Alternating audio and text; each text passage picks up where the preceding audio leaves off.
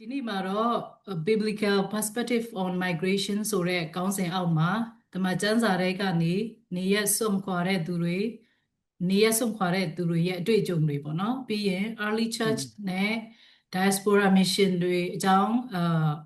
ပြီးတော့ဒီနေ့ခေတ်မှာရွှေ့ပြောင်းခရိယန်တွေစိန်ခေါ်မှုတွေကြုံနေရတဲ့အရာတွေရှိတယ်အဲ့ဒီအရာတွေရောအခွင့်အလမ်းတွေရောဆွေးနွေးတော့မှာဖြစ်ပါတယ်ဒီအကြောင်းအရာတွေကိုဝေမျှပေးဖို့အတွက်ဆရာကျောနာကိုဖိတ်ခေါ်ထားပါတယ်ဆိုတော့ဆရာမင်္ဂလာပါဒီ season မှာ biblical perspectives on migration ဆိုတဲ့ခေါင်းစဉ်အောက်မှာဆွေးနွေးသွားကြမှာဖြစ်တယ်ဆိုတော့ဆရာကိုဖိတ်ခေါ်ပါတယ်ဒီနေ့ရဲ့ပထမဆုံးမေးခွန်းအနေနဲ့မေးချင်တာကတော့ဒီနေရစွန့်ခွာခြင်းနဲ့ဆိုင်တဲ့ဝေါ်ဟာရတွေအကြောင်းဆရာအနေနဲ့မိတ်ဆက်စေချင်ပါတယ်ဟုတ်ကဲ့ကျေးဇူးပါဆရာမဝါပထမဆုံးတော့diaspora ဆိုတာပြောလိုက်တော့လူသိတော့အရန်နေတယ်ပေါ့နော်လူသိနေတယ်ပထမဆုံးအတုပ်မှာ diaspora subject စပြီးတော့တင်တဲ့ပထမဆုံးအတုပ်မှာ diaspora ဆိုတော့တချို့ကျတော့ဘာလဲပေါ့တချို့ကျော်လဲငါ့ဦးနဲ့မဆိုင်ဘူးပေါ့ဒါ diaspora ဖြစ်သွားတဲ့ဂျူးတွေအကြောင်းကျမ်းသာတဲ့ဂျူးတွေအကြောင်းပဲတင်မယ်ပေါ့အဲ့လိုမျိုးသတ်မှတ်ကြတယ်ပြန်ပြစစ်တမ်းကောက်ကြည့်တော့အဲ့တုပ်မှာက diaspora စိတ်ဝင်စားမှုအားနေကြတယ်ဆိုတော့အဲ့မှာဒီအတုပ်မှာဆိုရင်စကလုံးပြန်ပြောင်းရတယ်နေအိမ်ကိုစွန့်ခွာခဲ့တဲ့သူတွေအတွက်ဒီလိုပြန်ပြောင်းရတယ်ပေါ့နော် diaspora ကဒီဂျူးဂရိစကလုံးကနေဆင်းသက်လာပေါ့နော်ဒီယာဆိုတဲ့ဒီ through စကရာဆိုတဲ့စကလုံးမျိုးအဲ့ဒါပြီးတော့မှacross ပေါ့နော်ဒီ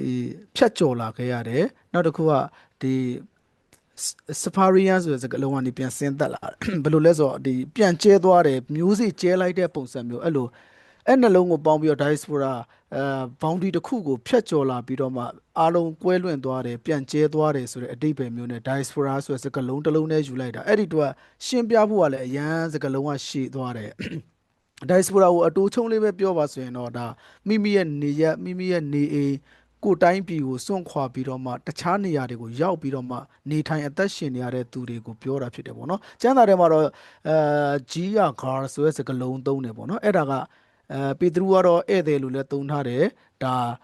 ခရီးတယ်လို့လည်းသုံးထားတယ်ပေတရုဩဝါဒစာဒုတိယပထမဆုံးအခန်းကြီး1လောက်မှာသူသုံးထားတဲ့စကားလုံးကတော့အဲ့လိုသွားတယ်ပေါ့နော်ဆိုတော့ဒီခေါင်းစဉ်နဲ့ကိုက်ညီအောင်ပြောရမယ်ဆိုရင်တော့ diaspora ဆိုတဲ့စကားလုံးကကိုယ့်ရဲ့နေအိမ်ကိုယ့်ရဲ့နေရက်ကိုယ့်ရဲ့နေတဲ့တိုင်းပြည်ကိုစွန့်ခွာပြီးတော့မှ